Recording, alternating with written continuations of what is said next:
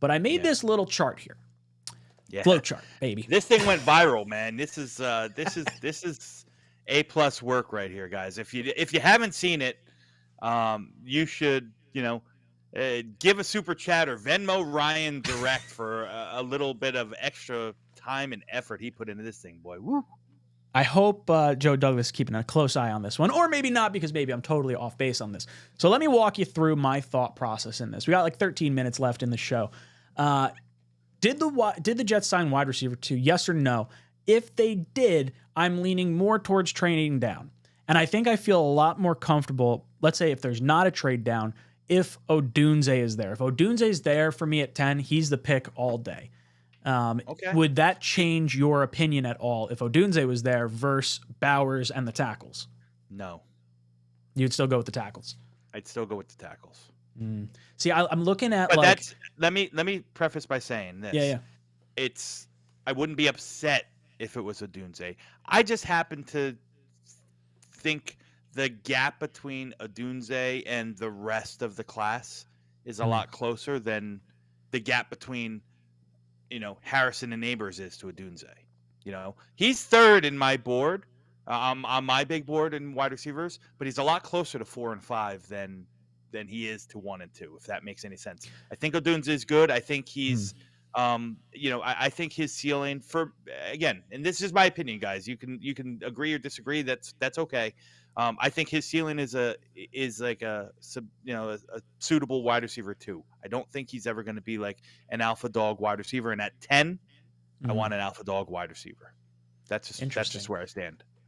So my thought process kind of went along the routes of like the money side of things. Cause like I really get the look of Bowers and wanting Bowers. And maybe maybe I shouldn't be thinking of the money aspect of things because we have such a narrow window that the money shouldn't matter regardless of draft pick at number 10. Because it's all going to be the same regardless.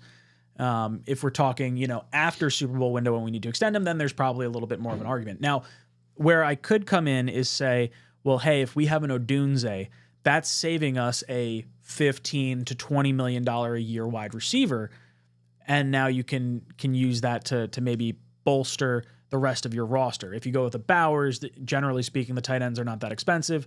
I really like what we got in Ruckert and Conklin anyway. And then I look at like the tackles, and then the tackles don't really move from team to team. You have to kind of take your tackle and then hold on to him for a long time. So I'm in like a weird spot. So when I'm going through this flow chart, I have Odunze higher. I do have Bowers pretty high, but I would only really prefer him in a trade down. And then I start going guard tackle. And it's for all the reasons that we've mentioned before. I just have such a hard time at 10 taking a player that we hope we don't see next year. Like that, it's irritating. I understand the like needing to do that or wanting to do that and maybe just overcompensating for the injuries that we've had in the past. But like, I don't know, there's something that like worries me about having that mindset, I guess.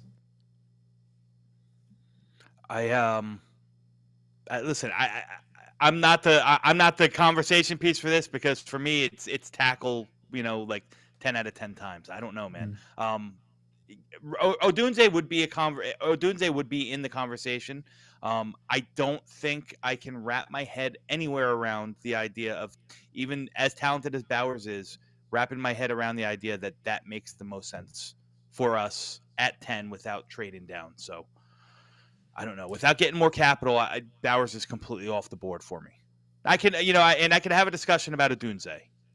And again, I just have my own. That's my own personal opinion on Odunze. I just don't think, like I said, very good. Is there any receiver that is in this class that you would have ranked near Odunze that you feel like could be that alpha dog type receiver? Because we've seen plenty of receivers go in the late first or go in the second round that have been alpha dogs. So for you to say that a guy that could be top 10-ish or so. I'll tell you, I got 4 first round grades on this receiver class, and it's obviously those 3 and A.D. Mitchell. Oh, you don't have Brian Thomas Jr. higher? I do not have Brian Thomas Jr. higher. I have Brian Thomas Jr.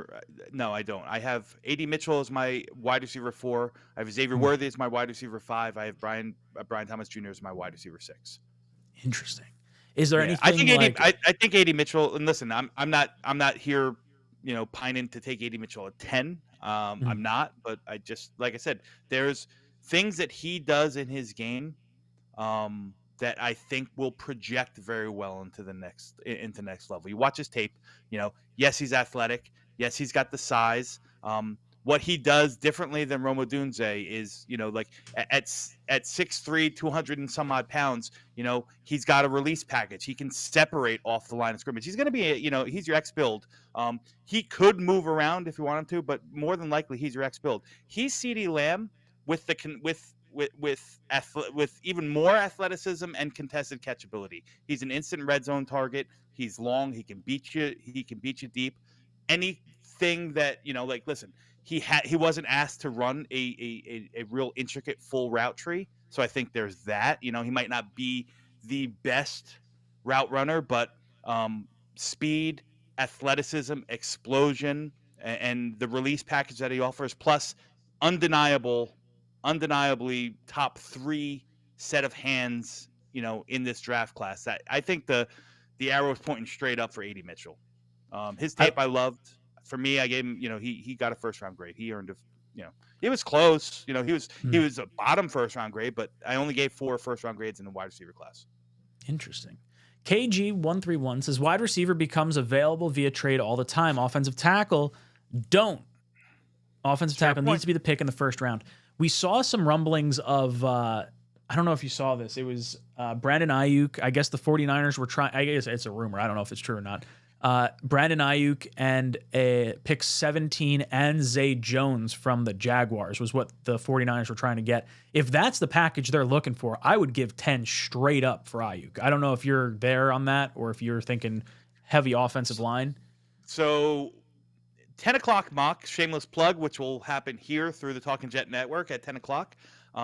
Me and Green Bean, week 1 or 2, maybe week 2, we did 10 for Ayuk, and the 10 and a 4th rounder. We had 2 at the time. 10 and a 4th rounder for Ayuk and 31. That I would do. Would I give 10 up straight? I don't know, and here's why. I'm not saying he's talented. I would love to have Brandon Ayuk on there. I guess I'd have to consider it, but you're also going to have to pay him.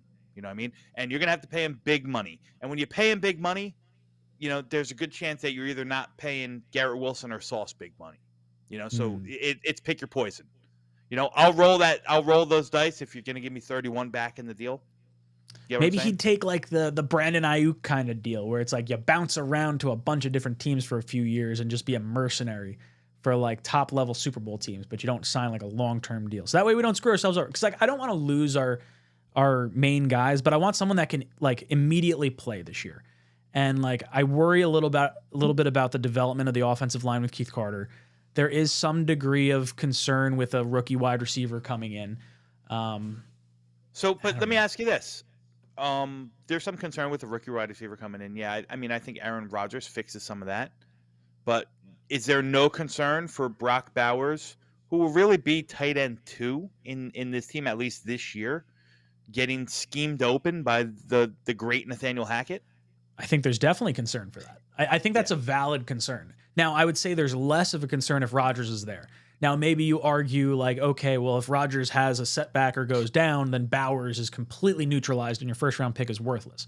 Where if you go with an offensive lineman, basically based purely on their skill that they learned through college, it's at least a body on the offensive line to at least give the ball to Breece and continue your offense the way you want to continue. Like if you lose a starting tackle and, you still have Breece, you might be up Schitt's Creek from an offensive schemes perspective. I don't know. I guess if we sign Mike Williams, I'm feeling a lot more confident in a Bowers or a, guard tackle, something like that. What's up, guys? Matt O'Leary from Talkin Jets. If you liked that video, please make sure to subscribe and follow for more New York Jets content.